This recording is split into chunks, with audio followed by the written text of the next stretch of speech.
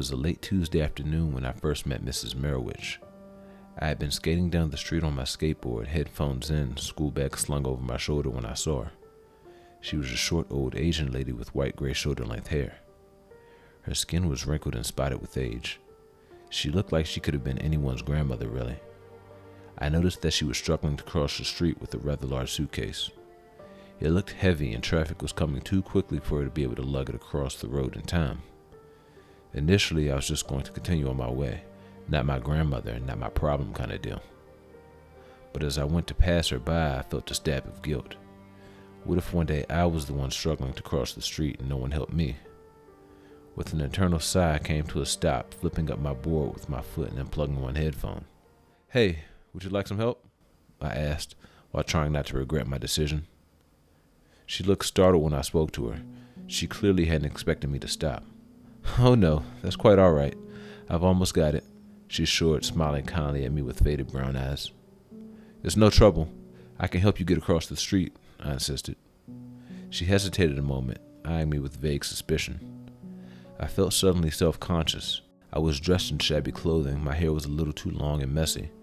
I was in my grunge emo stage. I thought I was cool with my ripped jeans and lip piercing.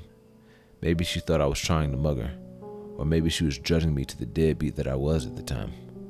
I couldn't tell which, but she smiled and replied, "Thank you, that's very kind," before stepping back to allow me access to the suitcase.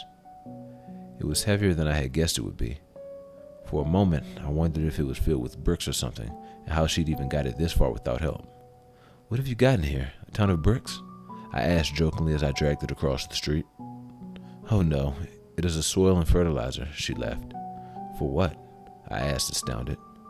"It's not polite to ask a stranger so many questions," she warned, and I immediately felt awkward. However, she then continued in a way that made me realize she was just joking with me. "I'm going to plant a tree in the park just over there. I've been planting one tree a year for many years. In fact, most of them that you see were planted by myself," she winked. Uncertain, I looked over toward the park. I was new to the area and had seen the park a few times before this, but I had never looked at it closely. Now that I had, it gave me a sense of foreboding. It was full of trees. Some seemed to be younger while others were massive and well established. They weren't pretty trees. They had few leaves and their branches twisted upward at sharp, uncomfortable angles. At 18, I wasn't any kind of arborist, so I couldn't tell what kind of trees they were. My best guess was that they were something Asian. "There's a lot of trees," I commented so as not to seem rude as I pulled the suitcase up over the curb and onto the sidewalk. "Thank you," she said, giving me a small bow. I wasn't sure if she was thanking me for the tree comment or for taking her luggage across the road. "Anytime," I said awkwardly. After that, she took the handle of the suitcase and began to walk into the park. I watched her go, then put my headphones back in and made my way home.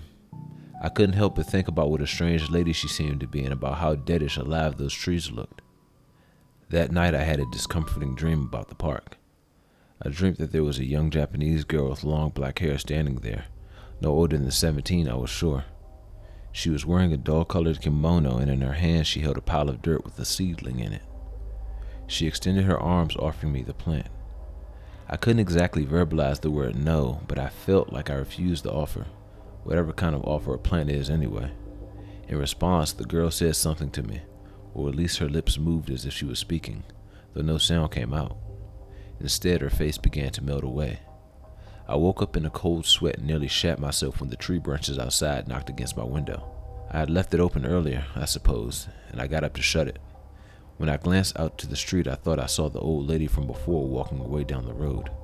It was only the briefest glimpse, and I'm not sure that I wasn't still half asleep at the time. I had the same dream every night until the end of the week. Each time she offered me the plant, my dream self refused and she melted away. I woke up each time after that to an open window, even when I was certain I had closed it. On Saturday, I left the house just to clear my head. I was planning on seeing if my friends wanted to go to the arcade, but I never quite made it that far. When I passed the park with the strange trees, I stopped to see a new tree had indeed been planted. It was the youngest looking of the odd plants and gave me a weird feeling. It was too big. The lady couldn't have planted that one. She would have planted a seedling. Had the tree really grown so fast? Pretty, isn't she? A voice made me jump, and I turned to see the old lady I had helped before, Mrs. Merowich. She's grown so fast. The lady nodded toward the tree I was staring at just moments before. How big was it when you planted it? I asked skeptically. Just a seedling, she confirmed with a smile. I didn't know what to say. No tree grew that fast. Before I could think of an answer, she continued, Would you mind helping me with something again today? Sorry, I really have a lot of homework to do. I tried to politely decline. Do not worry. I will help you with that. Come, help me first though, she insisted. What do you need help with exactly? Household chores. I will pay you well. Come. All right, I said awkwardly. Truthfully, I didn't know how to say no in any way she would accept, so I followed her. We walked only a few streets over back to our house. It was little and old, made of brick with a vibrant flower garden out the front. Inside the house, there was minimal furniture, few decorations. It had narrow hallways and a low ceiling. I felt mildly claustrophobic being in there. It didn't help that despite a generally clean appearance with no clutter, almost everything was covered in a fine layer of dust, like she hadn't cleaned in some time. You can begin by cleaning the kitchen, she announced with a sly smile, and so that was what I did. I dusted off the bench and cupboards, washed and put away the few dishes, then mopped the floor. It honestly didn't take long. I was really just getting the grime off everything. While I worked, Mrs. Merowich asked me idle questions. Things like, did I like school? What were my grades like? When did I graduate? What did I have planned for after school? I answered most of them in the most generic ways possible. No, I didn't really like school. My grades were average. I would graduate this summer, and I didn't know what I wanted to do after that. It wasn't that I didn't want to tell her things, or that I felt like I shouldn't, but rather I was beginning to feel like if I answered poorly, I would be disappointing her somehow.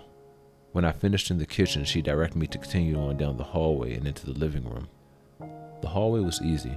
Just had to mop and wipe off the entryway table that sat with only a vase of flowers on it. The living room was a bit more difficult. It meant cleaning out the cobwebs from the windowsill and cleaning out the fireplace.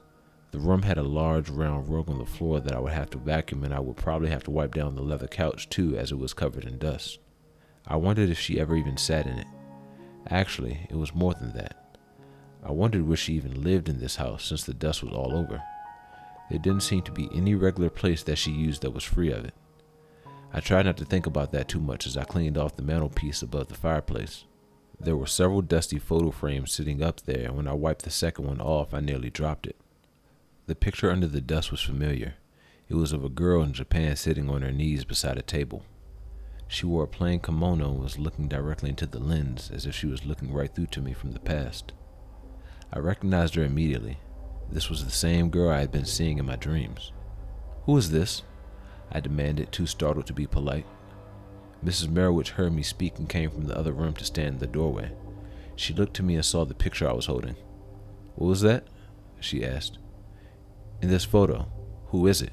I repeated, turning the photo toward her. That is my grandmother, Katone, she answered carefully. Have you seen her before? She smiled in a way I found uncomfortable.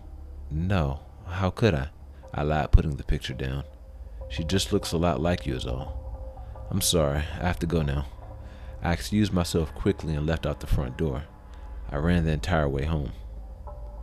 That night I had the dream again. Only this time when she spoke, there was sound. The girl said, Watashi wa anata no tame ni ki osode tamasu ka. I didn't understand what she had said, and I woke up before I could refuse her proposal this time. That gave me a bad feeling. I felt it was somehow vital that I always refuse whatever it was she was offering me. Worse still was that my window was open and the seedling with a little pile of dirt sat on the sill. In a panic, I pushed it off the ledge and slammed my window shut again. As I did, I saw Mrs. Merowich out on the street. She was dragging another heavy suitcase across the road back towards the park. I shuddered to think that she and my dreams might be related. Suffice to say, I slept with the light on for the remainder of the night. The following day, I resolved myself to return to Mrs. Merowich's house. When I left the day before, I had completely forgotten about my skateboard. I had been too focused on leaving in general to remember it, so I needed to retrieve it. But also, I wanted to ask her about my dreams and about the seedling. I stood on the doorstep of her house for some time, just gathering the courage to knock. However, when I finally moved to knock, the door opened before I could touch it. Standing in the doorway was a girl about my age. She was Asian as well, but her hair was dyed blonde and she wore all black. It's cliche, but she was so beautiful I felt my breath catch. She looked just as startled to see me standing there as I did to see her. For an awkward moment we stared at each other before she bowed politely. "Excuse me, I wasn't expecting company today." Sorry, I just can't get my skateboard. Is Mrs. Merowich home?" I stammered involuntarily. The girl looked at me confused, a slight frown on her brow. "My grandmother passed away a few days ago. I came to clean her house and collect her belongings." She trailed off as I stared at her dumbfounded. I had just seen her last night and the day before. It wasn't possible. Yesterday. I tumbled over my words like a bumbling idiot. The girl looked at me with sympathy. "You're confused. Please come in," she offered, stepping aside. I obliged. Inside the house was now empty. There was no furniture or belongings. I passed the living room I had fled from before, and I stopped dead in my tracks. On the floor where the round rug had been was a giant carved pentagram. Words and symbols I couldn't read were carved into the floorboards. On the mantelpiece a single picture remained, the one of Mrs. Merowich's grandmother. I felt the inside of my mouth become dry and I took a step back. "Here's your skateboard." The girl suddenly spoke from behind me. My heart was thundering in my chest. I wasn't even sure if I could move anymore. Slowly I turned around to see her standing there. She was holding my skateboard and offered it out to me with a smile. My mind went numb. Pieces were connecting themselves together. This girl was offering me my board as the girl in my dreams had offered me the seedling. More than that, after looking at the photograph again, I was certain that she was in fact the exact same girl, only with her hair dyed. I could feel myself starting to hyperventilate. I couldn't make my body move. I wanted desperately to refuse the offer. I knew it was illogical. It was my own skateboard she was offering, but something about it was wrong. In my head, I screamed the word no, but I couldn't form the word aloud. Blood rushed to my ears so loudly that I couldn't hear anything else. I felt myself losing consciousness, and as I sank to the floor, I saw the girl's face change. It twisted from her smile into a monstrous grin, deforming her features into something beyond description. I thought I heard her say the words, "Will I grow a tree for you?" "No? That's too bad." The next thing I remember is waking up in darkness. I was still in Mrs. Merowich's house and I stumbled around blindly trying to find my way out. I made it to the front door and ran out into the street. I didn't stop until I got home. When I got home, my parents were frantic and a police car was parked out front. They asked where I had been and I told them I was just out with friends and lost track of time. I didn't know how to explain the truth. A few years have passed since then. I never went by that house or park unless I absolutely had to. Even then, I didn't look at it either. I moved states as soon as I finished high school. There are 3 things that bother me the most about this memory. First is that the park was refurbished a while back, and when they dug up those twisted trees, human remains were found under each one. The second is that the house Mrs. Merowich lived in was condemned. Some sort of poisonous mold grew on the walls, and the place had, in fact, been abandoned for years before I ever set foot in it. Allegedly, it was because back in the 1870s, an immigrant family from Japan had been murdered after the daughter, Kotoni Merowich, had been accused of witchcraft. The third thing is that I never got my skateboard back. I love that board.